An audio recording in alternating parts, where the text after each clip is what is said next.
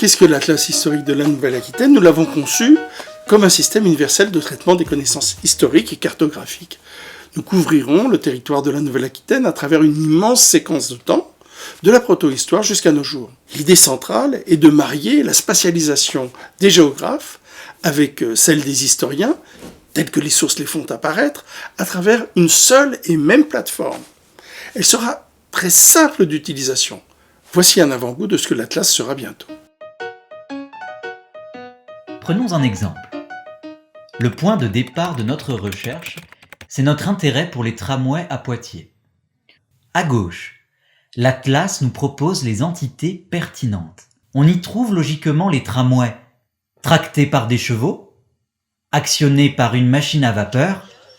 De plus en plus modernes, les tramways possédant un moteur électrique. Ce sont ces derniers qui nous intéressent. Au centre apparaissent les événements connus de l'Atlas et figurant dans sa base de données. Intéressons-nous par exemple à la date de l'ouverture de la ligne de tramway électrique à Poitiers. En descendant un peu, nous voyons que des documents sont en relation avec l'événement.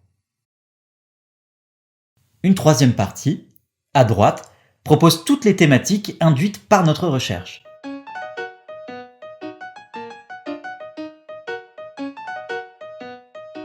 L'Atlas historique de la Nouvelle-Aquitaine comprend une myriade de cartes anciennes, soigneusement numérisées et transformées en images à l'aide de puissants scanners. Ces cartes ont été ensuite géoréférencées, c'est-à-dire que l'on a corrigé leurs inexactitudes, leurs déformations, de manière à ce que chaque point clé corresponde à quelques décimètres près au même point tel qu'il est confirmé par les relevés archéologiques et déterminé par les satellites.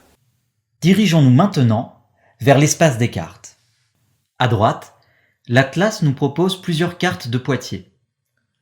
Prenons celle de 1896. Vous voyez qu'elle se superpose très exactement sur la carte d'aujourd'hui. On peut zoomer, observer, se déplacer d'une station à une autre sur la ligne de tramway. Cliquons maintenant sur la carte de 1897. Nous nous apercevons incidemment que le plan de la ligne de tramway a été modifié, sans doute dans le but de mieux satisfaire les besoins de la population. Allons plus loin. Chaque point figurant sur la carte est susceptible de servir de point de départ à une nouvelle recherche. Intéressons-nous, par exemple, au point situé à l'ouest de notre carte, soit la gare de Poitiers.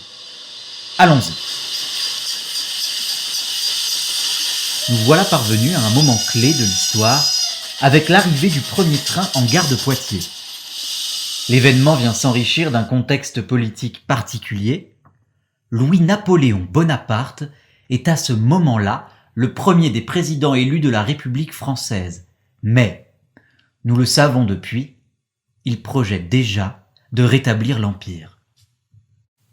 En conflit avec les parlementaires depuis des mois, Bonaparte s'apprête à passer en force en préparant un coup d'État.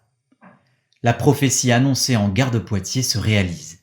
Le soi-disant vieux monde cède la place à celui que Bonaparte présente comme nouveau dans la nuit du 2 décembre 1851. Un an plus tard, la Deuxième République fait place au Second Empire.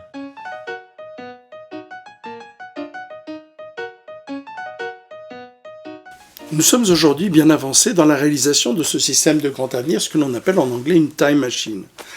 Un immense fonds documentaire a été constitué sur lequel nous testons les technologies avancées de l'apprentissage profond et du machine learning. La base de données se structure, on pourra bientôt naviguer en son sein de manière transparente, comme nous venons de l'accomplir grâce à ce démonstrateur. 11 laboratoires, 5 universités régionales participent à cet effort de concert avec les collectivités territoriales, avec leurs différents services, leurs médiathèques et musées, ainsi qu'avec un grand nombre d'associations. L'Atlas deviendra bientôt une application nomade sur smartphone.